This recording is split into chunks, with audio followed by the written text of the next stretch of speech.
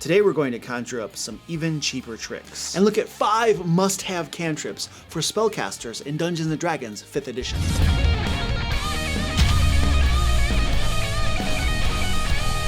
Greetings, mages. My name is Luke Hart. And I'm Luke Hart. And we are the DM Lair. And today we're looking at 5 must-have cantrips for Dungeons & Dragons 5th edition. But I already said that in the pre-bumper intro. I know. But it was my turn, and I didn't know what else to say. Well, right, but we have a teleprompter. All you have to do is read the script. I know. Anyway, these fundamental spells are so useful that even the most accomplished wizards would do well to stock them in their spellbooks. Now, the great thing about cantrips is that they scale with your character level, not your caster level. This makes cantrips viable all the way from level 1 to level 20, regardless of which broken character template you're following off Reddit or YouTube. That's right, that means you can splash, say, 1 level of Warlock, and put the rest of your spells in Paladin, and your Warlock cantrips will be just as powerful as the mighty Mordenkainen himself. This allows you to put pure wizards, warlocks, and sorcerers to shame, despite all of their years of study and practice. Yes, it's the perfect way to give them the shaft, bend the game mechanics in your favor, and take your role-playing to the next level. Dungeons & Dragons is the world's greatest role-playing game, after all. Now, many spellcasters will choose cantrips, such as Eldritch Blast or Firebolt, that deal damage, but that actually isn't the focus of our episode today. Instead, we'll be looking at cantrips that don't deal damage, but instead can be used in unique and creative ways to help you min-max your character to the fullest, power game, and stomp anything your Dungeon Master puts before you, and thus role-play your character to their highest potential. That sounds wonderful. But before we jump into that, have you subscribed to Lair magazine yet? Lair magazine is a monthly RPG publication that all DM Lair patrons receive. It contains a variety of Game Master resources to help you reduce your prep time and improve your games. That's right. In fact, each issue has 2 5th edition adventures complete with maps for use on virtual tabletops such as Roll20 and Fantasy Grounds.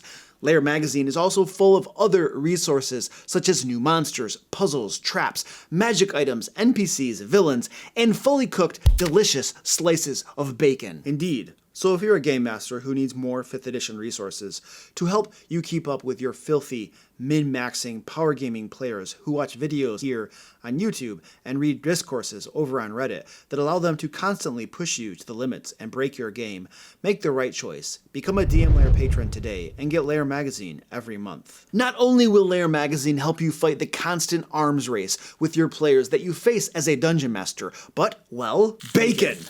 Link below. Now, as we get into our list of 5 must-have cantrips, we want to remind you that this is just our opinion and that user experience will vary from min-maxer to min-maxer. That's right, and these aren't listed in any particular order, so the best cantrip might be the first or last or right in the middle. So please, watch the entire video, because we're not going to tell you which cantrip will help you frustrate your game master the most. And with that, let's get into it. The first cantrip on our list is Spare the Dying. It is an absolutely essential for making sure your companions in combat don't die when they are reduced to 0 hit points by your cruel, heartless dungeon master. Now, many people will argue that a healer's kit does the same thing, stabilizes the downed PC, and doesn't take up a precious cantrip slot, of which you only get so many. But we feel that's simply short-sighted thinking. Agreed. Just think about how many times you've had a 4-hour-long shopping game trip session, forgotten to buy healer's kits, and then find yourselves in the dungeon surrounded by voracious foes. So do yourself a favor and pick up Spare the Dying. It's our top pick for sure. I thought these weren't in order, Luke. Well, they're not, Luke. Let's just keep this going, okay? Of course. The next must-have cantrip is True Strike. This spell is invaluable when you're having trouble hitting an enemy in combat. I totally agree. Basically, you use an action on one turn to give yourself or someone else advantage on their next attack on a subsequent turn. And this is going to help them immensely when they go up against that crazy, beefy AC 25 monster your Dungeon Master pilfered from Lair magazine. Now, some might argue that it's better to just attack on the first turn for a chance to hit, and then attack on the second turn for a second chance to hit, but we disagree. It's far better to replace 2 chances to hit the enemy with just 1. That's right. After all, lengthening the time a combat takes will broaden your opportunities to roleplay your unique handcrafted, precious character that you totally didn't follow an online guide, such as this one, to create. Now, before we move on to the next totally OP must-have cantrip, have you liked and subscribed yet? That's right. Every time you click that thumbs up button, another piece of bacon is thrown on the grill. And with every subscription, well, it's a full pack of bacon. Also, make sure to leave a comment and let YouTube's algorithm know that We don't suck. Okay, enough of the bacon talk. Now we're going to really spice things up with the next must-have cantrip, Resistance. This spell will help you and your buddies survive your next encounter with that nasty ancient red dragon your ruthless dungeon master throws at you. That's right. Now, Resistance is a cantrip. I already said that it's a cantrip. In fact, all the spells we're discussing in this video are cantrips. I believe we established that twice in the pre-bumper intro and the official intro. Well, I know, but remember that the video needs to be between 20 and 40 minutes long to effectively trigger YouTube's algorithm. So, we kind of need to... Understood. Okay, enough of the bacon talk. Now we're really going to spice things up with the next must-have cantrip, Resistance.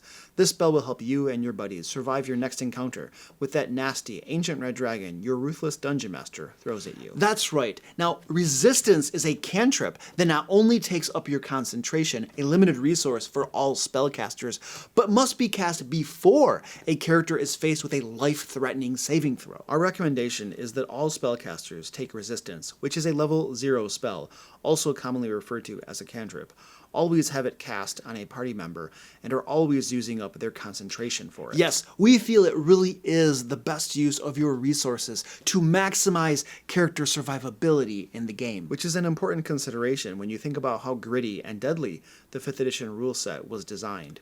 Over the course of your standard 3-year campaign, characters might be faced with certain doom at least once or twice. In fact, our campaign, which you can watch on the DM Lair Twitch channel, link below, that has spanned half a decade, the PCs have been faced with possible death a terrifying 3 times. So please, be sure to stock your spellbooks and prepared spells with Resistance. Okay, this next must-have cantrip is really going to shock you. Blade Ward.